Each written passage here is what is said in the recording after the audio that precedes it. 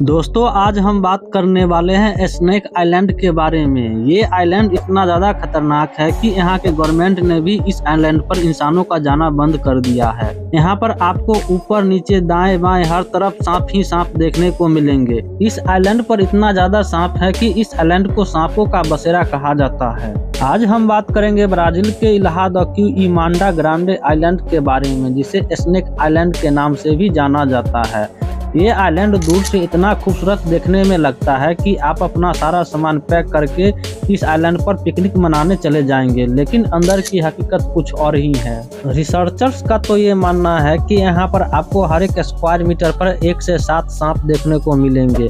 Local peoples का तो ये मानना है कि जो लास्ट इंसान इस आइलैंड पर रह रहा था सन 1900 से 1920 तक, और वो एक लाइट हाउस कीपर था। दरअसल यहाँ पर एक लाइट हाउस है जो शिप को उसके डायरेक्शन बताती है। तो उस लाइट हाउस को मेंटेन करने के लिए यहाँ पर एक लाइट हाउस कीपर अपनी फैमिली के साथ रहता था, लेकिन एक दिन सांपों ने उन पर अटैक कर दिया और उसकी पूरी फैमिली को मार डाला। इसी तरह एक और स्टोरी फेमस है। एक फिशरमैन बनाना तोड़ने के लिए इस आइलैंड पर निकला, लेकिन जैसे ही उसने बनाना तोड़ने की कोशिश की, ऊपर से एक सांप गिरा और उसे काट लिया।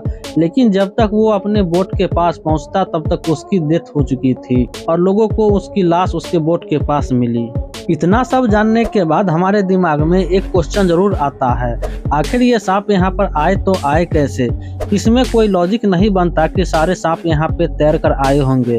दरअसल कुछ लोगों का ऐसा मानना है कि यहाँ पे एक खजाना छुपा हुआ है, जो कि एक पायलट ने छुपा कर गया था और इस खजाने की हिफाजत के लिए उन्होंने सांप छोड़ दिए। दोस्तों मेरा तो ये मानना नहीं है, क्योंकि यहाँ पर खजाना भी हुआ तो पायलट यहाँ पे खजाना लेने आएंगे तो सांप उन्हें नहीं काटेंगे। सांप इनके रिश्तेदार थोड़े ही लगते हैं। तो अगर हम रिसर्चर्स की माने तो लगभग 11,000 साल पहले ये भी ब्राजील का हिस्सा हुआ करता था, लेकिन सी लेवल बनने के कारण ये आइलैंड ब्राजील से अलग हो गया और इस आइलैंड पर इतने सांप नहीं थे जितने अभी के समय में हैं।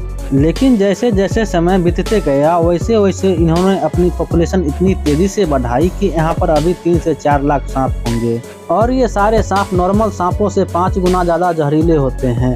और इतना ही नहीं, वर्ल्ड की डेंजर स्नेक गोल्डन लैंजेड इसी आइलैंड पे पाया जाता है।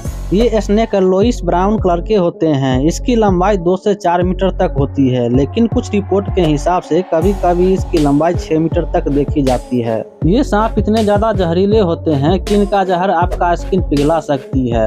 ये सांप आपको काट ले तो आपको 1 घंटे के अंदर अंदर आपकी मौत पक्की है। अगर 1 घंटे के अंदर आपने इसका ट्रीटमेंट नहीं कराया तो आपके मरने के पूरे 10% चांस रहते हैं। अगर आपने ट्रीटमेंट करा भी लिया तब भी आपके मरने के चांसेस 3% रहता है। इस सांप का जहर इतना ज़्यादा जहरीला होता है कि ये जहर आपकी किडनी को फेल कर सकता है और मसल टिश्यू के साथ साथ ब्रेन हेमरेज तक हो सकता है। इस आइलैंड पर इन सांपों के अलावा कोई और जीव जंतु देखने को नहीं मिलेंगे। ऐसा इसलिए क्योंकि इस आइलैंड पर जो भी जानवर थे वो इन सांपों का शिकार बन गए, जिसके कारण इसके खाने की कमी होने लगी। इसके बाद इन सांपों ने चिड़िया और उसके अंडे इत्यादि खाकर अपना पेट भरते हैं। ये सांप पेड़ पर जाकर छुप जाते हैं और जैसे ही कोई चिड़िया या जीव इसके नजदीक आता है तो ये उस पर झपट पड़ते हैं और उसे खाते हैं। इसी तरह जो भी यहाँ जाता है इन जहरीले सांपों का शिकार बन जाता है। इस आइलैंड का टेम्परेचर सालों भर 15 डिग्री सेल्सियस से लेकर 28 डिग्री सेल्सियस तक रहता है, जो इस आइलैंड को खूबसूरत बनाता है। लेकिन हैरानी की बात यह है कि इस आइलैंड पर लोग अपने जान को खतरे में डालकर इन सांपों को पकड़ कर लाते हैं और इसका स्मगलिंग करते हैं। गैर कानूनी तरीके से स्नेक आइलैंड पर जाते हैं, इन सांपों को पकड़कर ब्लैक मार्केट में बेचते हैं। ये सांप इतने ज़्यादा रेयर होते हैं कि इसकी प्राइस $10,000 से लेकर $30,000 तक रहती है। इन सब के अलावा ये सोच के डर लगता है कि इसी आइलैंड पर पाया जाने वाला स्नेक को अगर खरीदने वाला ज़्यादा केयरफुल नहीं हुआ तो इसकी पॉपुलेशन दूसरे जगह बढ़ सकती है और लोगों को जान का खतरा हो सकता है। लेकिन हर एक चीज़ बुरी नहीं होती है, इसके अंदर कुछ न कुछ अच्छाइयाँ भी है।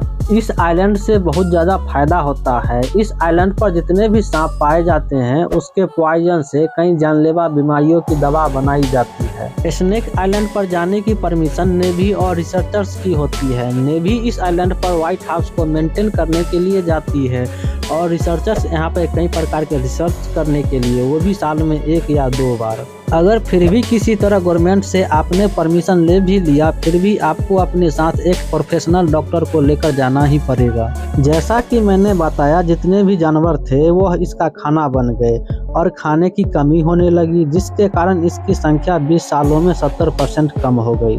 तो चलिए दोस्तों, ऐसा मान लेते हैं कि गवर्नमेंट यहाँ जाने की परमिशन दे दिया इस आइलैंड को एक्सप्लोर करने के लिए। तो क्या आप इस आइलैंड पर जाकर अलग अलग प्रजाति के सांपों को देखना चाहेंगे, या घर बैठे बैठे इसके बारे में वीडियो देखकर ही खुश होंगे? क्या आप इस आइलैंड पर जाना पसंद करेंगे या नहीं? कमेंट करके जरूर बताइएगा। वीडियो अच्छी लगी हो तो लाइक जरूर कर दीजिएगा, और आपने हमारे चैनल को सब्सक्राइब नहीं किया है तो जाते जाते हमारे चैनल को सब्सक्राइब कर दें और बेल नोटिफिकेशन आइकन को भी प्रेस कर दें। अगर आप फेसबुक पे देख रहे हैं तो फॉलो करना ना भूलें।